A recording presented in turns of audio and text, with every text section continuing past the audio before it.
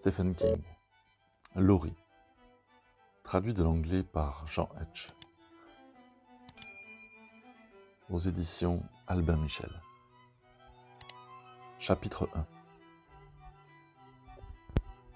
6 mois après la mort de celle qui était sa femme depuis 40 ans, Lloyd Sunderland reçut la visite de sa sœur qui avait fait le trajet entre Boca Raton et Cam Cay. Elle amena dans ses bagages un chiot gris foncé qu'elle présenta comme un border collie croisé avec un Mundy. Lloyd ignorait ce qu'était un Mundy, et il s'en fichait. « Je ne veux pas d'un chien, Bess. C'est même la dernière chose dont j'ai envie. J'ai déjà du mal à m'occuper de moi. »« Ça se voit, » répondit sa sœur, en ôtant au chien ce qui ressemblait à un jouet, sa petite laisse. « Combien de kilos tu as perdu ?»« J'en sais rien. » Et elle le jaugea. « 7 ou 8, je dirais. »« Tu pouvais te le permettre, mais pas plus. Je vais te préparer un sausage scramble. » Pour ceux qui ne connaissent pas, un sausage scramble, ce sont des œufs brouillés avec des saucisses et du fromage.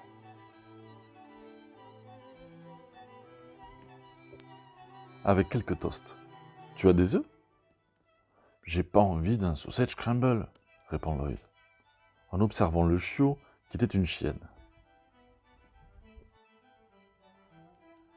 Elle était assise sur le tapis blanc, à poils longs, et Lloyd se demandait combien de temps allait s'écouler avant qu'elle laisse sa carte de visite.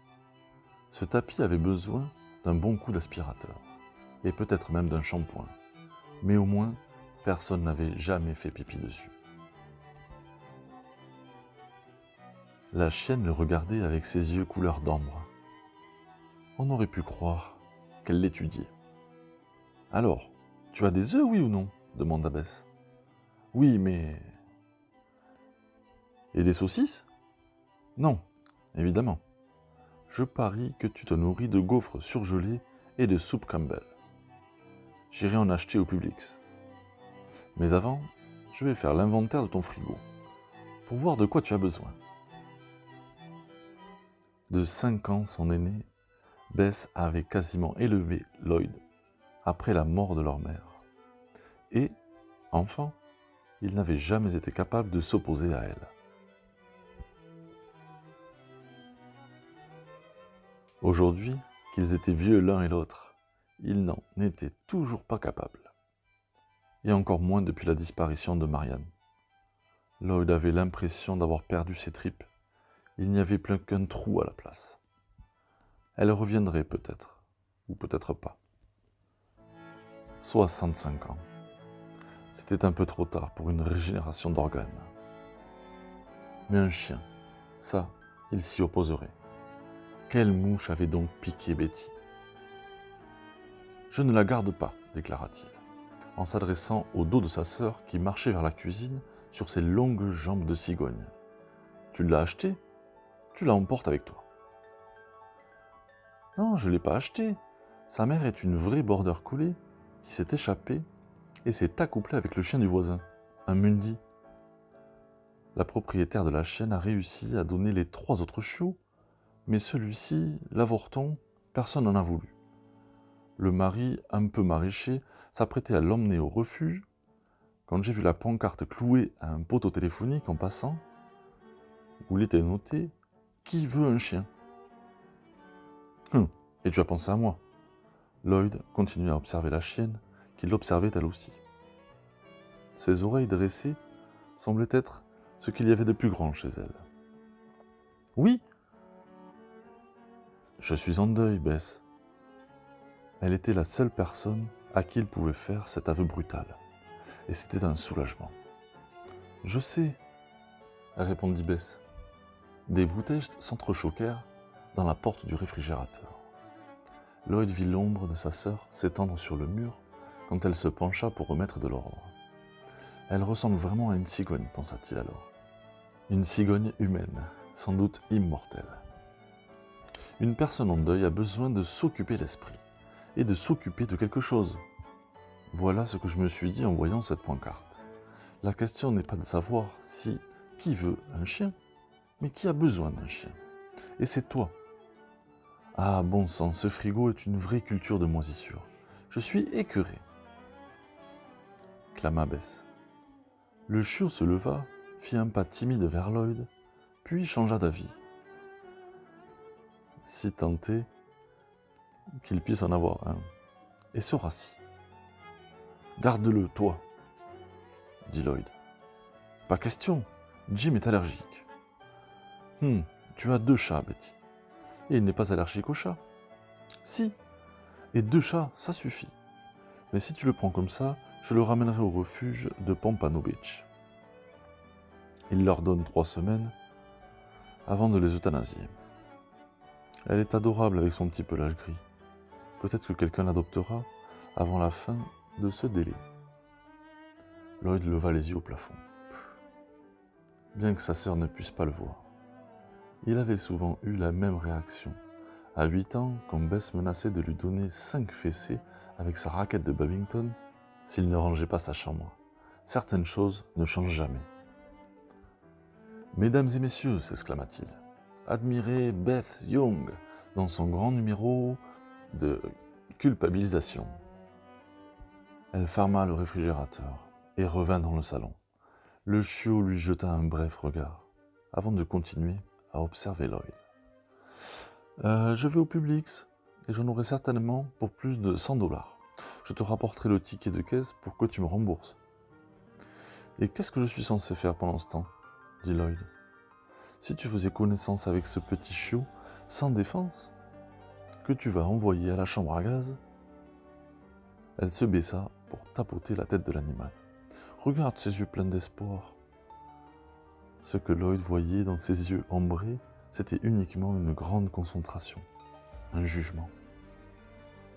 Et si elle pisse sur le tapis, je fais quoi?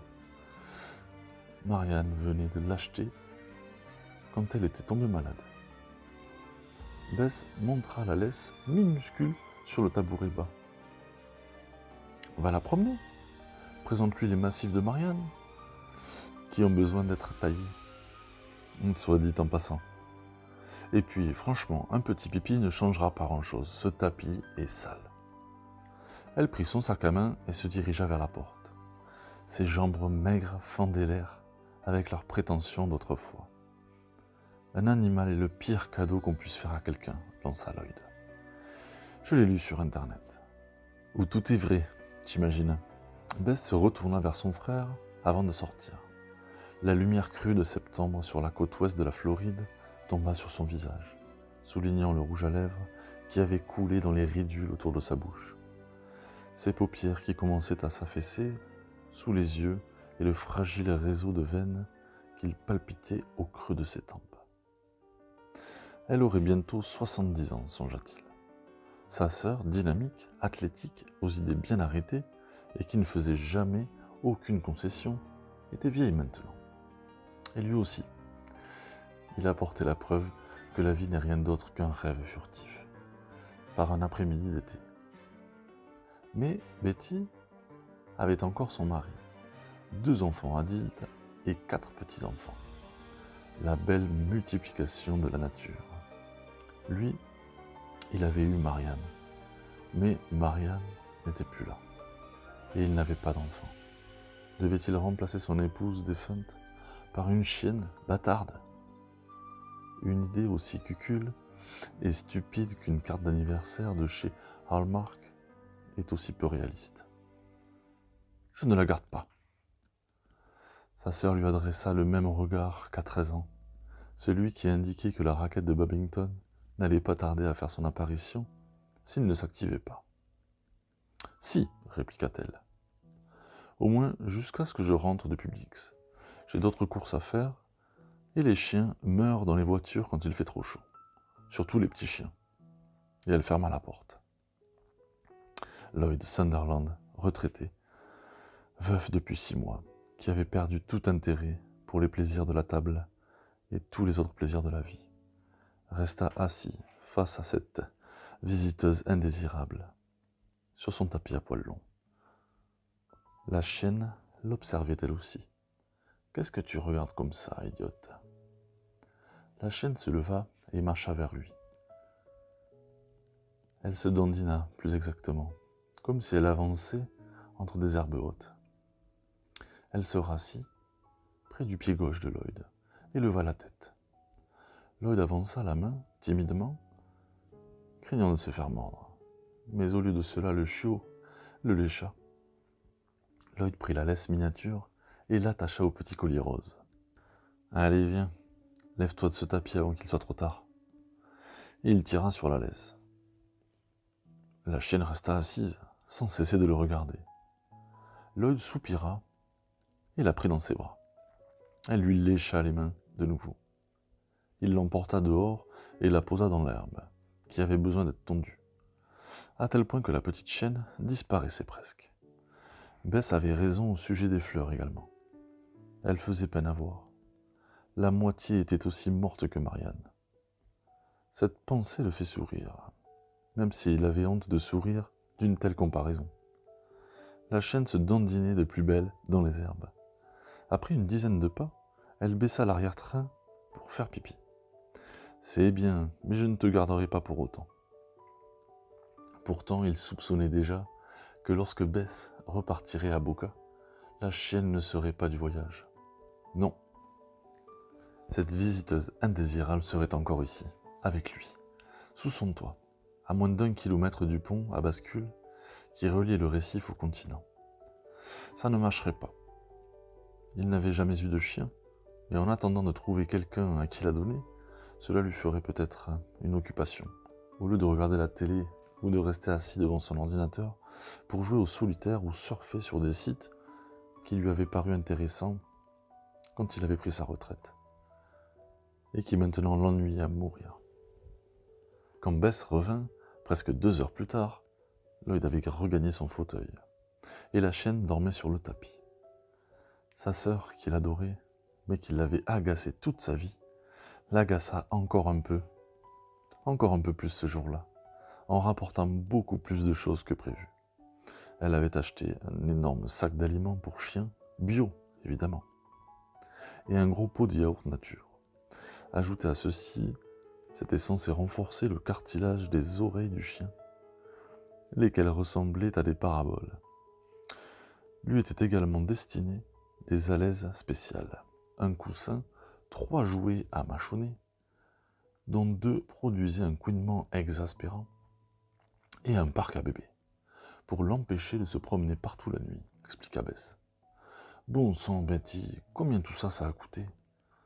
C'était en solde, chez Target, répondit-elle, esquivant la question d'une manière qu'il connaissait bien. Et c'est un cadeau.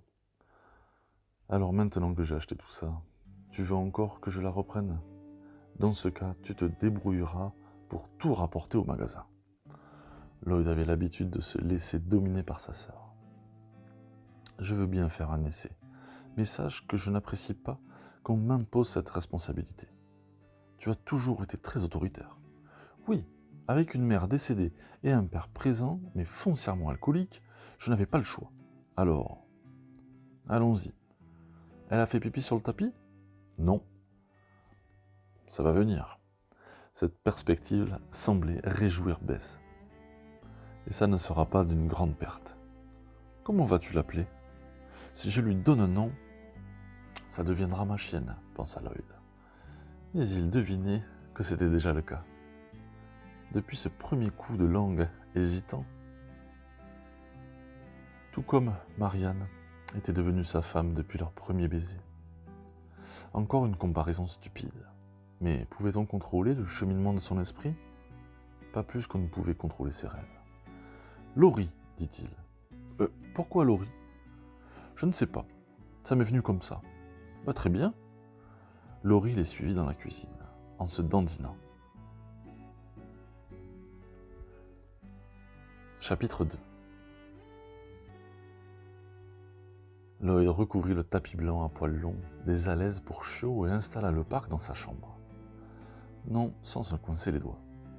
Après quoi, il se rendit dans son bureau, alluma son ordinateur et se lança dans la lecture d'un article intitulé « Vous voilà avec un chiot à la maison !» point d'exclamation. Arrivé au milieu de l'article, il prit conscience que Laurie était assise à côté de son pied, et la regardait. Il décida alors de lui donner à manger et découvrit une flaque de pipi sous l'ouverture voûtée qui séparait le salon de la cuisine, à moins de 20 cm de la laise la plus proche. Il prit la chienne sous ses bras, la posa à côté du pipi et dit « Pas ici !» Il la déposa ensuite sur la laise immaculée. « Tu fais ça ici !» Laurie leva les yeux vers lui et retourna dans la cuisine, de sa démarche chaloupée caractéristique. Elle s'allongea devant la cuisinière, la truffe posée sur une patte, pour observer Lloyd. Celui-ci prit une poignée de feuilles de papier absorbant. Il devinait qu'il allait en utiliser une grande quantité au cours des jours à venir. Une fois la flaque de pipi nettoyée, une toute petite flaque, il faut le préciser, il versa un quart de tasse de nourriture pour la chienne. La dose recommandée, d'après « vous voilà avec un chiot à la maison », dans un bol et mélangea avec du yaourt. La chienne ingurgita le tout de bon cœur. Alors que Lloyd la regardait manger, son téléphone sonna. C'était Bess qui l'appelait d'une aire de repos, quelque part dans la cambrousse entre d'Alligator Alley. « Il faut que tu l'emmènes chez le vétérinaire. J'ai oublié de te le dire. »« Ah, je sais, Betty. » C'était dans « Voilà, vous voilà avec un chiot à la maison. » Elle continua dans sa lancée comme si elle n'avait rien dit. Encore un trait de caractère qu'il connaissait bien.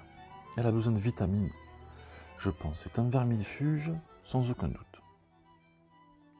Plus quelque chose contre les puces et les tiques. Sûrement un cachet qu'ils avalent avec leur repas. Et puis, il faudra la faire opérer, stériliser. Mais sans doute pas avant 2 ou 3 mois. Oui, enfin si je la garde. Laurie, ayant fini de manger, elle repartit vers le salon, en se dandinant de plus belle maintenant qu'elle avait le ventre plein. Lloyd trouvait qu'elle avait l'air un peu ivre. « Et n'oublie pas d'aller la promener. »« Oui, je sais. » Toutes les 3-4 heures, d'après « vous voilà avec un chiot à la maison ». C'était ridicule. Il n'avait aucune intention de se lever à 2 heures du matin pour sortir son invité indésirable. Lire dans les pensées était une des autres spécialités de sa sœur.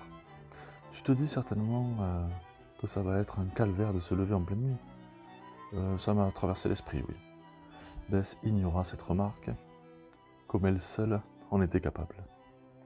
Si tu souffres réellement d'insomnie depuis la mort de Marianne, comme tu le dis, ça ne devait pas être trop pénible. Merci d'être aussi compréhensive et attentionnée, dit Lloyd. Tu verras bien comment ça se passe. Je ne te dis rien d'autre. Accorde-lui une chance à cette pauvre petite. Après un silence, Beth ajouta. Accorde-toi une chance à toi aussi par la même occasion. Tu m'inquiètes, Lloyd.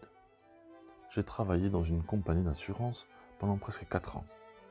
Et je peux te dire que les hommes de ton âge ont beaucoup plus de risques de tomber malades après la mort de leur épouse.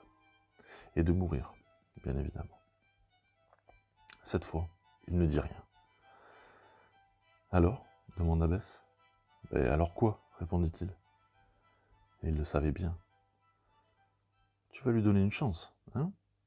Bess réclamait un engagement auquel Lloyd se montrait réticent. Il regarda autour de lui, comme s'il cherchait l'inspiration, et découvrit une crotte. Une unique petite saucisse, à l'endroit exact où il avait trouvé une flaque d'urine, à moins de 20 cm de la laise la plus proche. « Maintenant qu'elle est là, répondit-il. Il ne pouvait pas faire mieux. Sois prudente sur la route. Je ne dépasse jamais le 90. Tout le monde me double. Certaines personnes me klaxonnent. Mais quand je roule plus vite, je n'ai plus confiance en mes réflexes. » Après avoir dit au revoir à sa sœur, Lloyd alla chercher des feuilles d'essuie-tout pour ramasser la petite saucisse. Et Laurie l'observait de ses yeux, couleur d'ambre. Il la sortit de nouveau, mais elle ne fit rien. 20 minutes plus tard, quand il eut fini de lire un autre article sur le dressage des chiots, il découvrit une deuxième flaque de pipi sur le seuil du salon, à moins de 20 cm d'une alaise. Il se pencha en avant, les mains sur les genoux, et sentit son dos lui adresser une mise en garde habituelle. « Tu es en sursis, ma petite. » Laurie le regarda. Elle semblait l'étudier. Chapitre 3. Plus tard dans la journée, après 2 autres petits oublis, dont un sur l'alaise placée près de la cuisine, Lloyd attacha la mini-laisse au collier et emmena Laurie se promener, la tenant au creux de ses bras, comme un ballon de football américain. Il la déposa par terre et l'incita à avancer sur le chemin qui menait à l'arrière du lotissement. Il menait à un canal peu profond qui, plus loin, passait sous le pont à bascule. Pour l'heure, la circulation automobile était arrêtée pour permettre aux coûteux joujoux de quelques monsieur pleins aux as de gagner le large en passant d'Oscar Bay au golfe du Mexique. La jeune chienne avançait avec son dandinement habituel, s'arrêtant de temps à autre pour renifler des truffes de mauvaises herbes qui, à ses yeux, devaient ressembler à une jungle impénétrable. Une promenade de planches, délabrée, connue sous le nom de chemin des 10 km, pour une raison que Lloyd n'avait jamais comprise étant donné qu'il n'en faisait même pas 2. Bordait le canal, et Lloyd aperçut son voisin d'à côté, arrêté entre 2 panneaux, interdiction de déposer des ordures et pêche interdite. Un peu plus loin, un 3e panneau indiquait autrefois « Attention aux alligators ». Mais le mot alligator avait été recouvert à la bombe et remplacé par « démocrate ». Le spectacle de Don Pitcher, appuyé sur sa canne en acajou très chic et remontant son bandage hernière, provoquait toujours chez Lloyd un frisson de satisfaction cruelle, discret mais indéniable. Cet homme était un véritable moulin à opinion politique déplorable, doublé d'un charognard sans vergogne. Si une personne du quartier mourait, Don était le premier informé. Idem si quelqu'un rencontrait des difficultés financières. Lloyd avait des problèmes de dos, lui aussi. Ses yeux et ses oreilles n'étaient plus ce qu'ils étaient autrefois. Mais des années le séparaient encore de la canne et de l'hernie. Du moins, il l'espérait. « Regardez-moi ce bateau, » dit Don, lorsque Lloyd le rejoignit sur les planches. Laurie, qui avait peur de l'eau, demeura en retrait à l'extrémité de sa laisse. « Combien de pauvres on pourrait nourrir en Afrique avec ça, à votre avis ? Je ne pense pas que les gens qui meurent de faim pourraient manger un bateau, Don. Vous avez compris ce que... Hé, qu'est-ce que vous avez là? Un chiot? Il est adorable. C'est une chienne, précisa Lloyd. Je la garde pour rendre service à ma sœur. Hello, ma jolie. Don se pencha en avant, main tendue. Laurie recula et aboya, pour la première fois depuis que Bess l'avait apporté. 2 jappements aigus, puis plus rien. Don se redressa. Pas très sympathique, hein? Elle ne vous connaît pas. Elle chie partout? Oh, ça peut aller, répondit Lloyd. Et les 2 hommes regardèrent passer le sloop motorisé. Laurie, assise au bord des planches, pleine d'esquilles, observait toujours Lloyd. « Ma femme ne veut pas avoir de chien, dit Don. Elle dit que c'est juste bon à faire des saletés et des ennuis. J'en avais un quand j'étais gamin, un gentil collet. Il était tombé dans un puits. Le couvercle était tout pourri et il était passé à travers. Il a fallu le remonter avec un engin quelconque. Ah bon? Oui, alors faites bien attention près de la route. Si jamais elle s'échappe, c'est fini. Regardez la taille de ce putain de bateau. 10 contre 1 qu'il s'échoue. Le sloop ne s'échoua pas. Pendant que le pont à bascule redescendait pour permettre à la circulation de reprendre, Lloyd se retourna vers la chienne et constata qu'elle dormait, couchée sur le côté. Il la prit dans ses bras. Elle ouvrit les yeux, lui lécha la main et se rendormit. « Faut que j'aille faire cramer mon dîner, » dit-il. « Allons-y, mollo, Don. Vous aussi? Et surveillez bien ce chiot, ou sinon, il va tout mâchonner chez vous. J'ai des jouets exprès. » Don sourit. dévoilant une dentition irrégulière qui fit frissonner Lloyd. Il préférera vos meubles, vous verrez. Chapitre 4. Alors qu'il regardait le journal télévisé ce soir-là, Laurie s'approcha de son fauteuil et émit les deux mêmes jappements aigus. Lloyd contempla ses yeux brillants, pesa le pour et le contre, puis la souleva de terre pour la poser sur ses genoux. « Si tu fais pipi sur moi, je te tue. » Elle ne fit pas pipi sur lui. Elle s'endormit, la truffe sur la queue. Lloyd la caressa discrètement en regardant les images d'une attaque terroriste en Belgique, filmée par un téléphone. Les infos terminées, il sortit Laurie en la prenant de la même manière qu'un ballon de football américain. Après lui avoir mis la laisse, il la promena jusqu'au bord d'Oscar Road, où elle s'accroupit pour faire ce qu'elle avait à faire. « Très bonne idée, dit Lloyd. Continue comme ça. »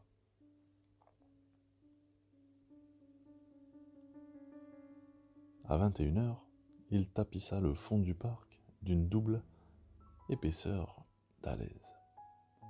Il s'aperçut qu'il devrait en acheter d'autres le lendemain, ainsi que de l'essuie-tout, et déposa la chienne à l'intérieur. Elle s'assit et l'observa. Quand il lui apporta de l'eau, dans une tasse,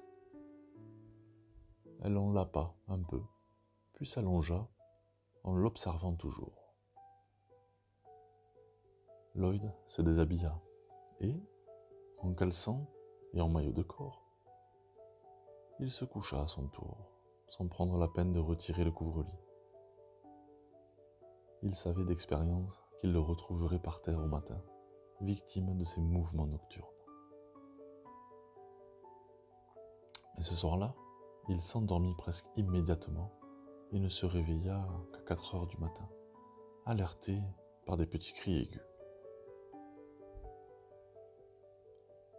Laurie avait passé sa truffe entre les barreaux du parc, tel un détenu placé en mitard. Plusieurs saucisses étaient éparpillées sur les alaises.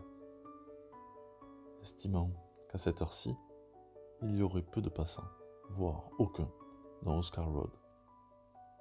Pour s'offusquer du spectacle d'un homme en caleçon et débardeur, Lloyd enfila ses pantoufles et transporta sa visiteuse. C'est ainsi qu'il considérait encore Laurie. Il la déposa dans l'allée de gravier. Elle se dandina un instant, renifla une fiente et fit pipi dessus. Lloyd lui répéta que c'était très bien. La chienne s'assit et regarda la route, déserte.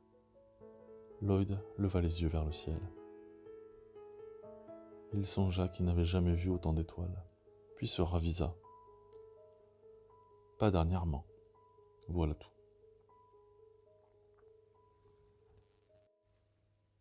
Il essaya de se remémorer la dernière fois où il s'était trouvé dehors à 2 heures du matin.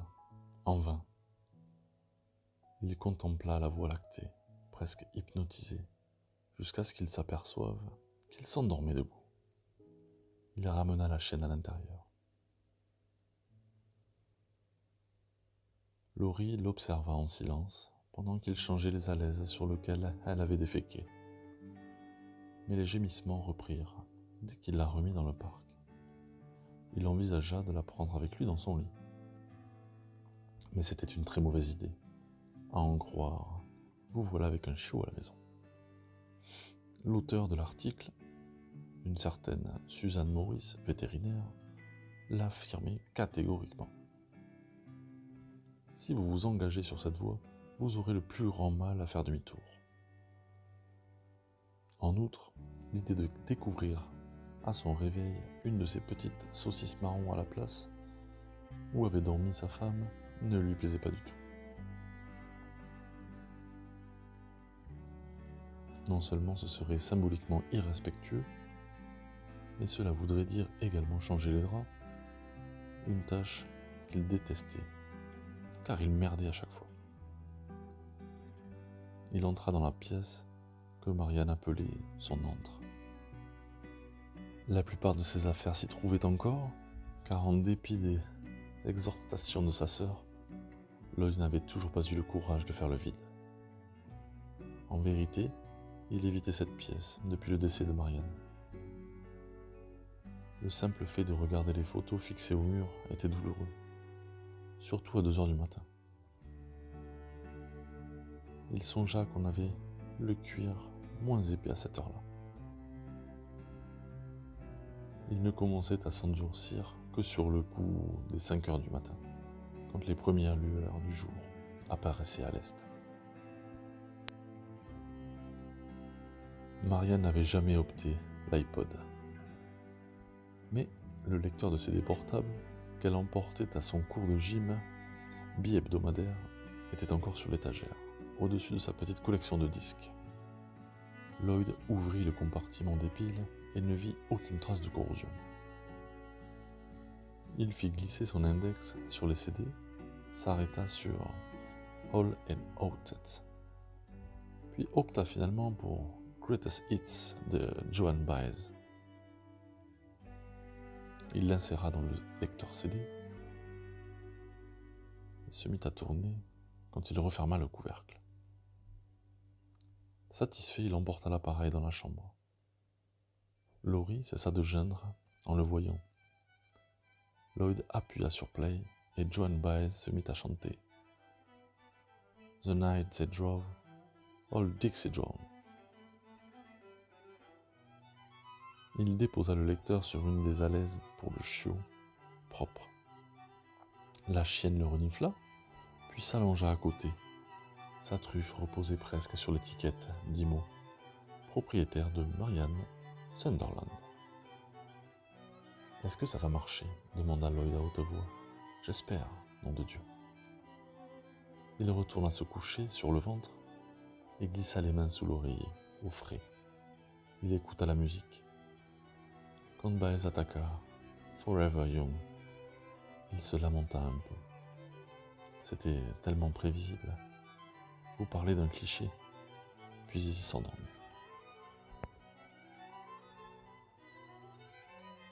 Chapitre 5. Septembre céda la place à octobre, le meilleur mois de l'année dans le nord de l'État de New York, où Marianne et lui avaient vécu jusqu'à ce qu'il prenne sa retraite, et, de la vie de Lloyd, le meilleur mois ici aussi, sur la côte ouest de la Floride. Les grosses chaleurs étaient passées, mais les journées restaient douces, et les nuits froides de janvier et février attendraient le prochain calendrier. Comme la plupart des oiseaux migrateurs, au lieu de se soulever et de s'abaisser 50 fois par jour, le pont à bascule d'Oscar Bay ne bloquait la circulation que 10 à 20 fois par jour. Et il y avait beaucoup moins de circulation à bloquer. Le restaurant de poissons de Cayman Cay, le Fish House, réouvrit après sa fermeture annuelle de 3 mois. Et les chiens y étaient admis, dans ce qu'on appelait le patio des chiots. Lloyd y emmenait souvent Laurie. Tous les deux déambulaient sur le chemin de 10 km le long du canal.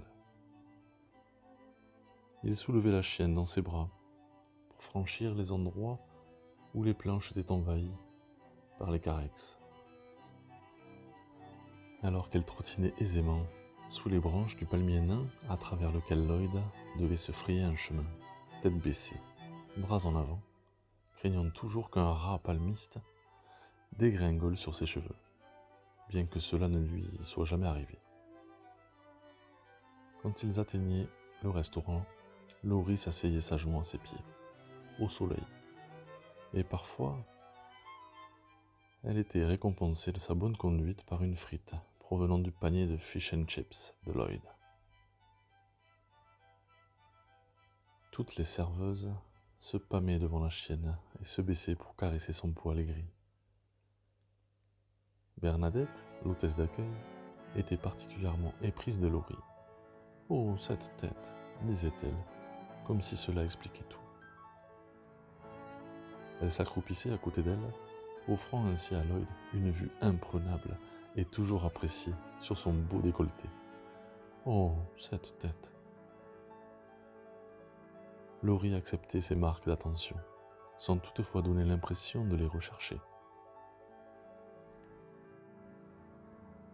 Elle est restée assise et jetait un regard à sa nouvelle admiratrice, avant de reporter son attention sur Lloyd. Une attention peut-être due aux frites, mais pas uniquement. Elle l'observait avec la même intensité quand il regardait la télé, jusqu'à ce qu'elle s'endorme, sans temps. Elle fut propre très vite, et, en dépit des prédictions de Dawn, elle ne grignota pas les meubles. En revanche, elle s'acharnait sur ses jouets, qui passèrent de 3 à 6, puis à 12. Lloyd dénicha une vieille caisse pour les ranger. Le matin, Laurie se dirigeait vers la caisse, posait ses pattes avant sur le bord et en examinait le contenu, comme un client au supermarché devant un étalage. Finalement, elle en choisissait un, l'emportait dans un coin et le mâchonnait jusqu'à ce qu'elle s'en lasse. Elle retournait alors vers la caisse pour en choisir un autre. À la fin de la journée, les jouets étaient éparpillés dans la chambre, le salon et la cuisine. La dernière tâche de Lloyd, avant de se coucher, consistait à rassembler tous les jouets pour les ranger dans la caisse. Non pas à cause du bazar, mais parce que la chienne semblait prendre un immense plaisir à contempler son butin chaque matin. Beth lui téléphonait souvent pour savoir ce qu'il avait mangé, lui rappeler les anniversaires des vieux et les amis, et ainsi que les vieux parents, pour l'informer qui avait passé l'arme à gauche. Et elle concluait toujours en lui demandant si Laurie était encore en période d'essai. Oui, répondait Lloyd. Jusqu'à un jour de la mi-octobre. Il revenait du fish house et la chienne dormait sur le dos, au milieu du salon, les pattes écartées en direction des 4 points cardinaux. Le souffle de la climatisation ébouriffiait les poils de son ventre. Et Lloyd se rendit compte qu'elle était belle. Ce n'était pas une vision sentimentale, mais une réalité de la nature. Il ressentait la même chose en regardant les étoiles, quand il la sortait pour son dernier pipi du soir. Non, dit-il ce jour-là. Je crois qu'on a passé le stade de la période d'essai. Par contre, si elle me survit, Betty, tu devras la récupérer. Au diable, les allergies de Jim. Vous lui trouvez un bon foyer. Reçu 5 sur 5, Rubber Duck. Pour ceux qui ne le savent pas, Rubber Duck est un canard en plastique. C'était un surnom qu'elle avait entendu dans une chanson de routier des années 1970 et gardé en tête. Encore une chose que Lloyd trouvait à la fois charmante et exaspérante chez Beth. Je suis ravi que ça marche entre vous. Elle baissa la voix pour ajouter. À dire vrai, je n'y croyais pas. Pourquoi tu l'as amené alors? J'ai tenté le coup. Je savais que tu avais besoin d'une occupation plus prenante qu'un poisson rouge. Elle s'est aboyée? Ça ressemble plutôt à un jappement. Elle le fait avec le facteur ou les livreurs de chez UPS, ou quand Dawn vient boire une bière. Juste 2 petits yak yak, c'est tout. Quand est-ce que tu reviens dans la région? C'est moi qui suis venu la dernière fois. À ton tour maintenant. Il faudra que j'emmène Laurie. Pas question de la laisser à Dawn et Evelyn Pitcher. En regardant la chienne, il comprit que jamais il ne pourrait la confier à quiconque. Un simple saut au supermarché l'inquiétait, et en rentrant, il était soulagé de voir qu'elle l'attendait à la porte. Emmène-la dans ce cas. Ça me fera plaisir de voir comment elle a grandi. Et les allergies de Jim? Au diable ces allergies, répondit Beth. Et elle raccrocha en riant. Chapitre 6. Après s'être pâmé devant Laurie, qui, hormis un arrêt pour soulager sa vessie, avait dormi à l'arrière de la voiture durant tout le trajet jusqu'à Boca, Bess retrouva ses responsabilités de grande sœur. Bien qu'elle soit capable de le harceler sur de nombreux sujets, elle était virtuose en la matière. Sa principale préoccupation, cette fois-ci, concernait le docteur Albright, que Lloyd devait absolument consulter pour faire un check-up, qui n'avait que trop tardé. Même si je dois l'avouer, dit-elle, tu sembles plutôt en forme. Tu as même l'air bronzé, à moins que tu fasses une jaunisse. Toujours réconfortante, Betty. C'est grâce au soleil, tout simplement. Je promène Laurie 3 fois par jour, sur la plage quand on se lève, jusqu'au Fitch House, pour déjeuner en suivant le canal, et retour sur la plage le soir, pour admirer le coucher de soleil. Elle s'en fiche, les chiens n'ont aucun sens esthétique. Mais moi, ça me plaît. Tu la promènes sur les planches, au bord du canal? Bon sang, Lloyd, elles tombent en ruine. Un jour, elles vont s'écrouler et tu vas tomber dans le canal, avec cette petite princesse. Et elle frotta la tête de Laurie. La chienne ferma à moitié les yeux et sembla sourire. Cette promenade est là depuis 44 ans au moins. Je parie qu'elle me survivra. Tu as pris rendez-vous chez le médecin? Non, mais je vais le faire. Elle lui tendit le téléphone. Vas-y, je te regarde. Lloyd vit dans le regard de sa sœur qu'elle ne s'attendait pas à ce qu'il le prenne au mot. C'est pourquoi il le fit. Mais ce n'était pas la seule raison. Depuis quelques années, il craignait d'aller chez le médecin. Il est redouté, probablement conditionné par un abus de séries télé. Il redoutait le moment où celui-ci poserait sur lui un regard grave et dirait « J'ai une mauvaise nouvelle à vous annoncer ». Mais maintenant, il se sentait bien.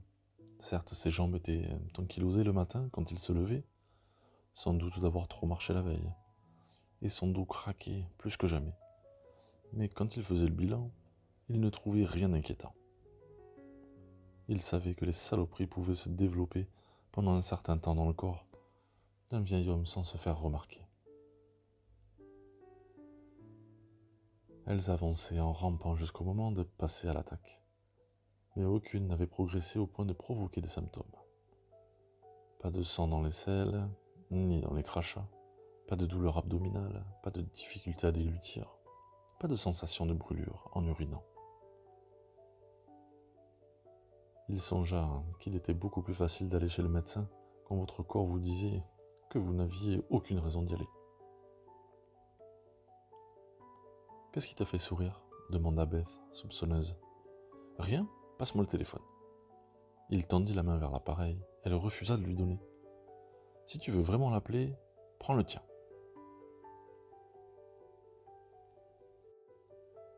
Chapitre 7. 15 jours après son check-up, le docteur Albright demanda à Lloyd de revenir le voir pour les résultats. Ils étaient bons. Votre poids se situe dans la bonne moyenne. Votre tension est parfaite, idem pour vos réflexes. Votre taux de cholestérol a baissé par rapport à la dernière fois. Vous avez bien voulu nous confier un peu de sang. Oui, je sais, ça remonte à loin, trop loin probablement. Vous pouvez enlever le « probablement ». Quoi qu'il en soit, inutile de vous prescrire des lipides pour l'instant. Vous pouvez considérer cela comme une victoire. La moitié de mes patients en prennent à votre âge. Je marche beaucoup, ma soeur m'a offert un chien, un chiot. Les chiots, c'est que Dieu a trouvé de mieux comme entraînement physique. Comment ça va, à part ça? Vous tenez le coup? Le docteur Albright n'avait pas besoin d'être plus précis. Marianne avait été sa patiente, elle aussi, une patiente beaucoup plus sérieuse que son mari en ce qui concernait les check-up bisannuels. Marianne était une femme très prévoyante dans tous les domaines. Mais la tumeur, qui l'avait d'abord dépouillée de son intelligence avant de la tuer, dépassait sa capacité d'anticipation. Elle avait éclos trop profondément en elle. Un glioblastome, se disait Lloyd. C'était ce que Dieu avait trouvé de mieux comme équivalent d'une balle dans la tête. « Plutôt bien, répondit-il. Je dors mieux. Généralement, je me couche fatigué, ça aide. À cause du chien ? Oui, essentiellement. Vous devriez appeler votre sœur pour la remercier. » Lloyd trouva que c'était une bonne idée. Il appela Bess le soir même afin de lui dire merci. « Pas de quoi, c'était un plaisir, dit-elle. » Lloyd emmena Laurie se promener sur la plage. Il contempla le coucher de soleil. La chienne dénicha un poisson mort sur lequel elle se soulagea. Et ils rentrèrent à la maison, satisfaits l'un et l'autre. Chapitre 8. Le 6 décembre de cette année-là débuta normalement, par une promenade sur la plage, suivie du petit déjeuner. Croquettes pour Laurie, œufs brouillés et toast pour Lloyd. Rien ne permettait de deviner que Dieu avait armé son 45. Après avoir regardé la lumière, heure de Today, Lloyd se rendit dans l'antre de Marianne. Il avait dégoté un petit boulot de comptable pour le Fish House et un concessionnaire automobile de Sarasota. Une activité sans stress ni pression, et bien qu'il ne soit pas dans le besoin, c'était chouette de recommencer à travailler. En outre, il s'aperçut qu'il préférait le bureau de Marianne au sien. Il aimait bien sa musique également, depuis toujours. Il se disait que sa femme aurait été heureuse de savoir que son espace était utilisé. Assise par terre à côté de la chaise, Laurie mâchonna son lapin en caoutchouc d'un air songeur, avant de faire en somme. À 10h30, Lloyd sauvegarda son travail sur l'ordinateur et se leva. « C'est l'heure du casse-croûte, ma belle. » La chienne le suivit dans la cuisine et accepta un bâtonnet de viande séchée. Lloyd accompagna son verre de lait de 2 biscuits faits maison provenant d'un colis envoyé par Bess. Ils étaient brûlés dessus. Les cookies de Noël brûlés étaient une autre spécialité de sa sœur. Mais ils étaient mangeables. Il lut un peu. Il s'était attaqué à l'œuvre imposante de John Sandford, avant d'être réveillé par un tintement familier. Laurie s'était postée devant la porte d'entrée et elle donnait des coups de truffe dans la laisse suspendue à la poignée. Lloyd consulta sa montre. 12:15. Bon, d'accord. Il accrocha la laisse au collier, tapota sa poche de gauche de veste pour s'assurer qu'il avait son portefeuille et suivit Laurie dans la lumière éclatante de la mi-journée. Alors qu'il empruntait le chemin, il constata que Don avait sorti son horrible collection de décorations de Noël en plastique. Une nativité sacrée, un gros Père Noël et un ensemble de nains de jardin maquillés pour ressembler à des elfes. Du moins, c'était le but recherché, devinait Lloyd. Bientôt, Don risquerait sa vie en grimpant sur une échelle pour suspendre des guirlandes clignotantes qui donneraient à la maison des Pitchers l'aspect du plus petit casino flottant au monde.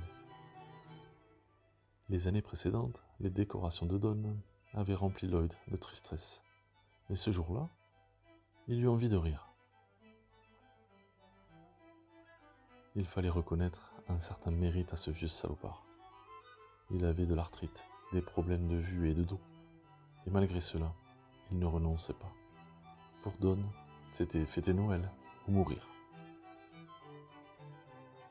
Evelyn sortit sur sa terrasse en bois derrière la maison. Mal fagotée dans un peignoir rose, elle avait une sorte de crème jaunâtre sur les joues et les cheveux en bataille. Don avait confié à Lloyd que son épouse commençait à perdre un peu la boule, et aujourd'hui, c'était visible. « Vous l'avez vu » lança-t-elle. Laurie leva la tête et salua d'un son « yak yak » caractéristique. « Qui ça ? Don ? » ?»« Non, John Wayne. »« Bah oui, Don, évidemment. »« Qui d'autre ? »« Non, Si vous le voyez, dites-lui d'arrêter de glander et de finir d'installer ses foutues décorations. Les guirlandes pendouillent et les romages sont encore dans le garage. Ce bonhomme est cinglé. Dans ce cas, vous faites la paire, pensa Lloyd. Si je le croise, je lui ferai la commission.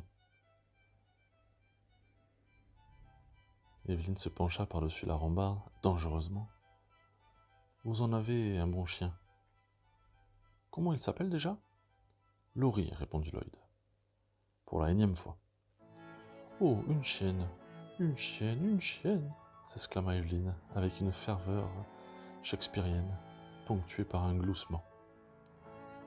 Je serai bien contente quand Noël sera passé, vous pouvez lui dire, ça aussi.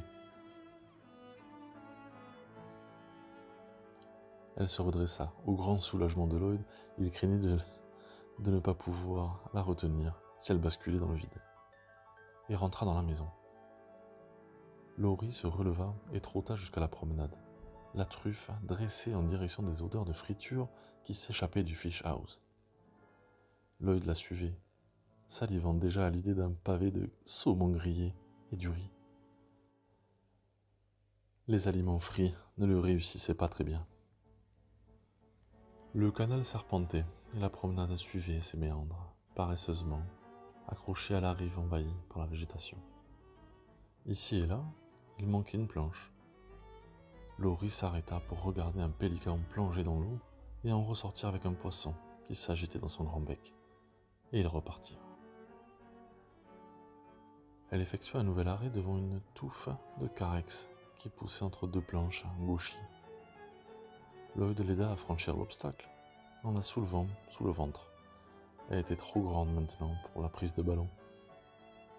Un peu plus loin, juste avant le prochain tournant, un palmier nain avait empiété sur la promenade, formant une arche basse. Laurie était suffisamment petite pour passer dessous. Pourtant, elle s'arrêta encore une fois afin de renifler une odeur. Lloyd la rejoignit et se pencha, curieux de voir ce qu'elle avait trouvé. C'était la canne de Don. Bien que taillée dans un solide morceau de cajou, elle était à moitié fendue dans la longueur, en partant de l'embout en caoutchouc. Lloyd la ramassa et examina les 3 ou 4 gouttes de sang qui tachetaient le bois. Mauvais signe. Je crois qu'on ferait mieux de... Et Laurie s'élança brusquement, lui arrachant la laisse des mains. Elle disparut sur l'arche de verdure. La poignée de la laisse virevoltait bruyamment dans son sillage. Elle se mit à aboyer, pas son double jappement habituel, mais une salve de sons plus rauques dont Lloyd l'aurait cru incapable. Inquiet, il se faufila sous les palmes, en se servant de la canne pour les repousser. Les branches revenaient lui égratigner les joues sur le front. Certaines feuilles s'ornaient de gouttes et même de traînées de sang. Il y en avait également sur les planches.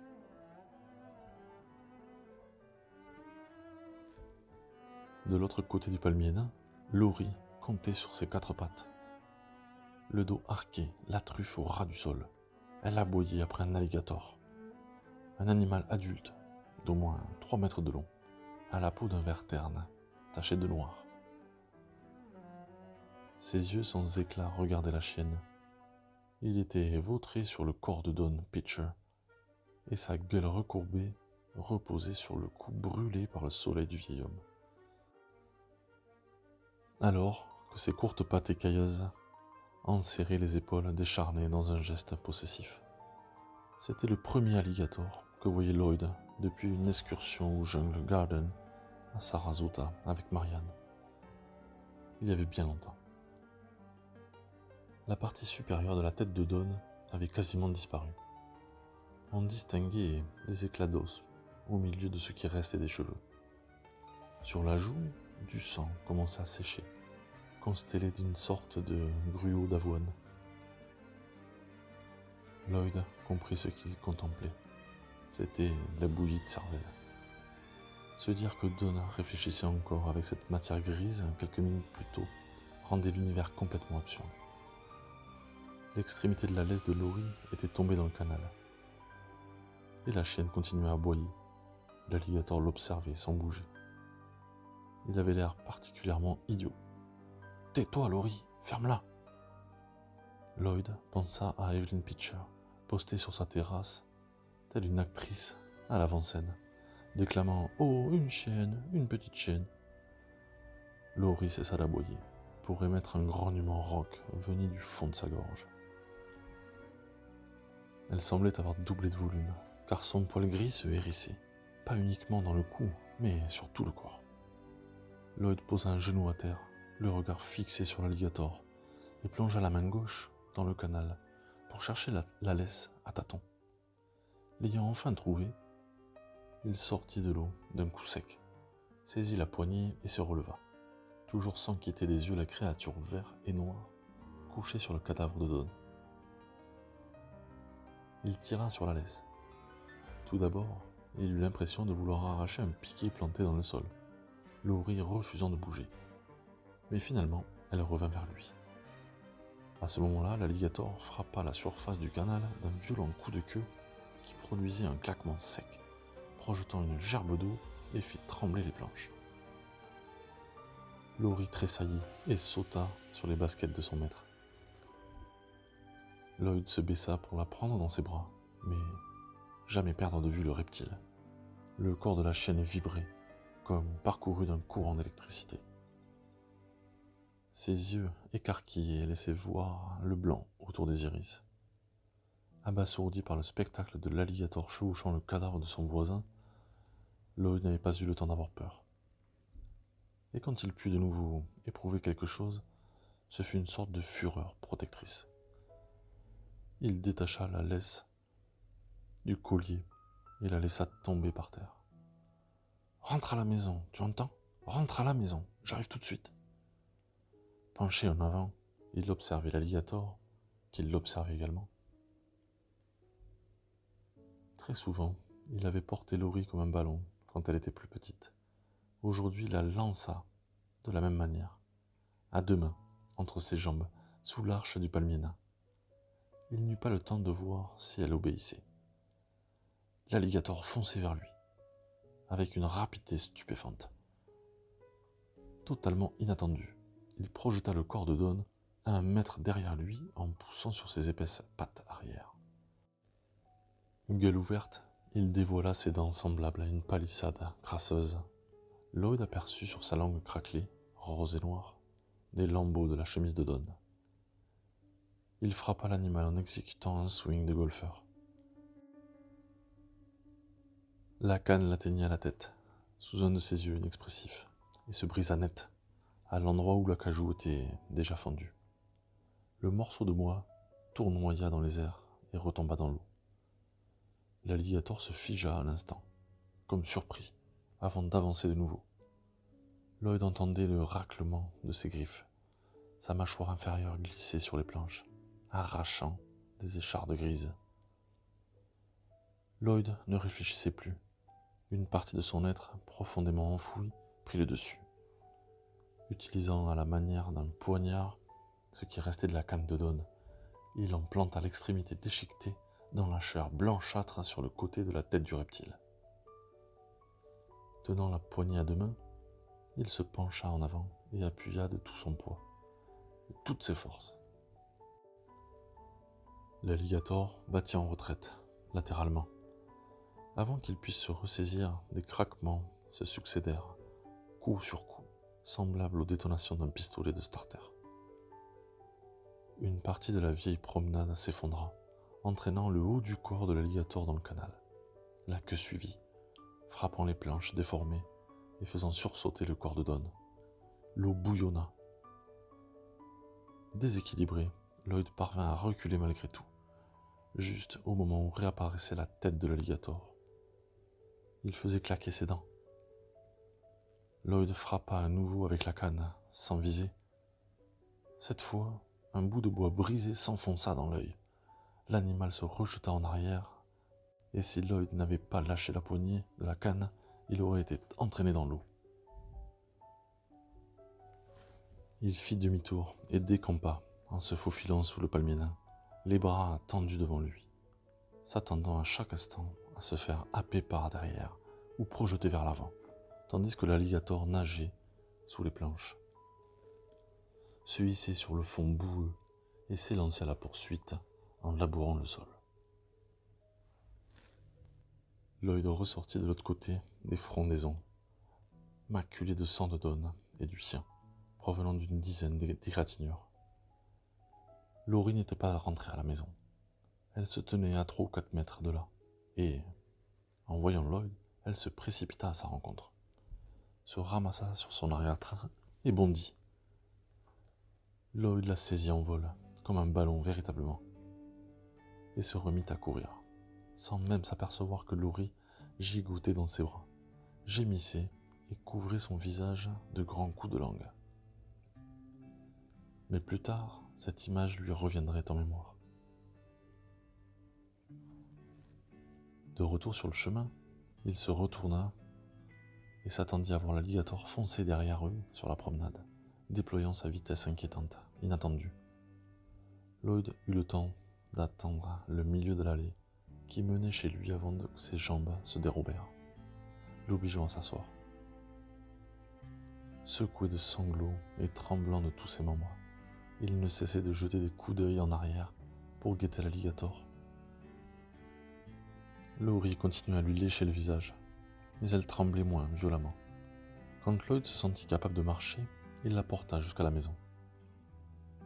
2 fois, il dut s'arrêter, pris de vertige. Evelyn ressortit sur sa terrasse, au moment où il se traînait jusqu'à la porte de derrière. Vous savez que si vous portez un chien comme ça, ensuite il vous le réclamera tout le temps.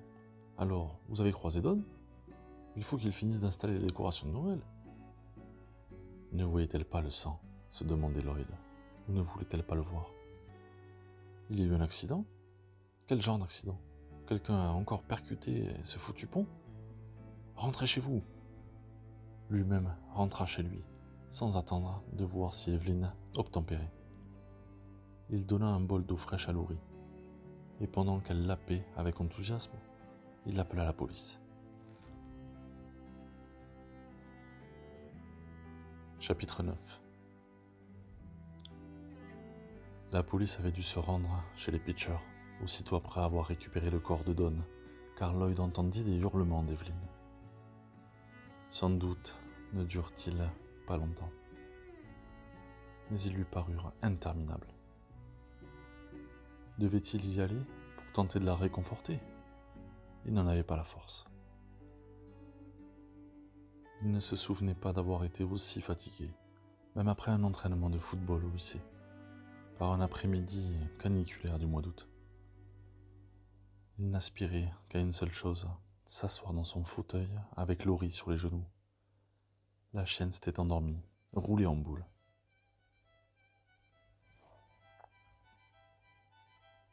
La police vint interroger Lloyd. Il avait eu énormément de chance, lui dirent-ils.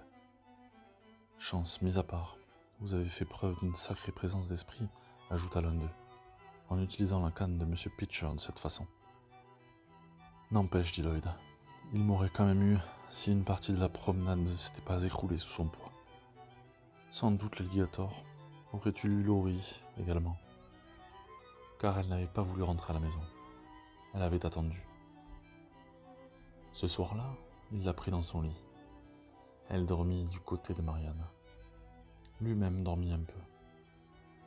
Chaque fois qu'il commençait à sombrer, il revoyait l'image de l'alligator vautré sur le cadavre de Dawn, dans cette position possessive, grotesque, avec ses yeux noirs et morts, donnant l'impression de sourire. La vitesse stupéfiante avec laquelle il avait foncé sur lui. Alors, il caressait la chienne, endormie à côté de lui.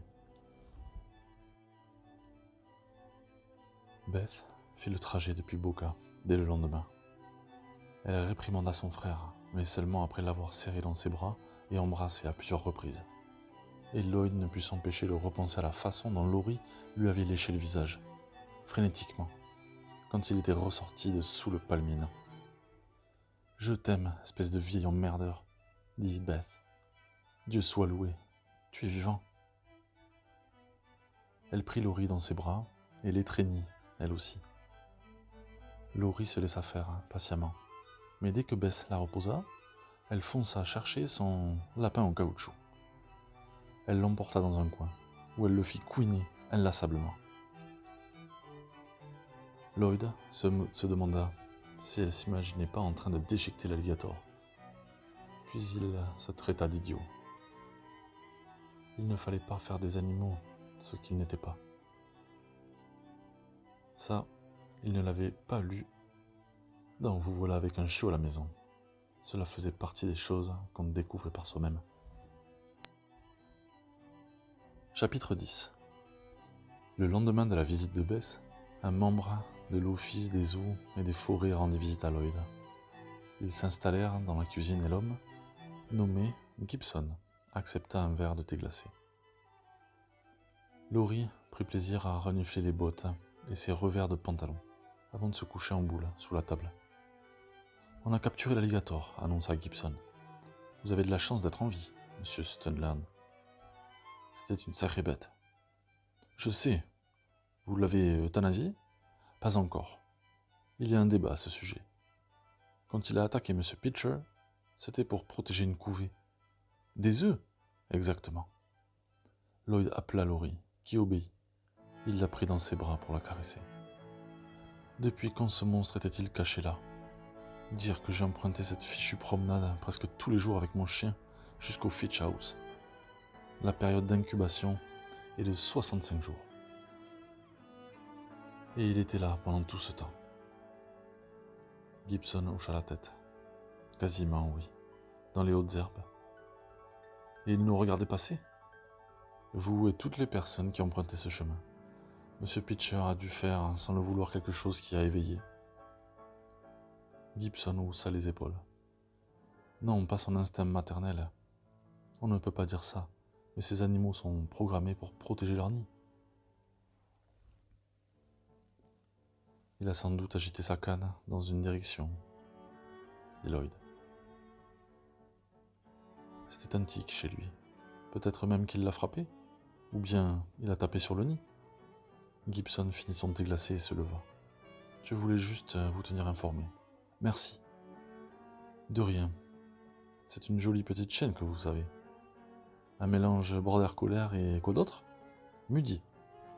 Ah oui, maintenant que vous le dites. Et elle était avec vous ce jour-là ?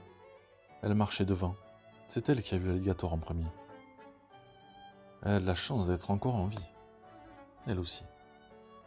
Oui.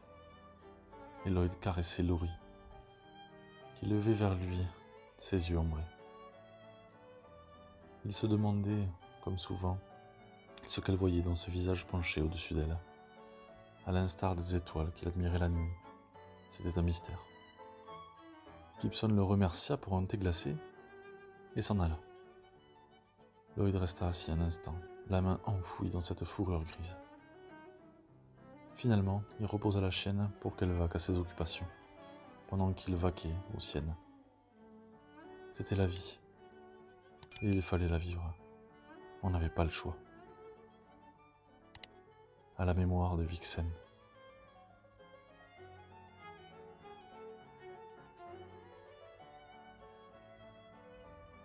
C'était Laurie de Stephen King.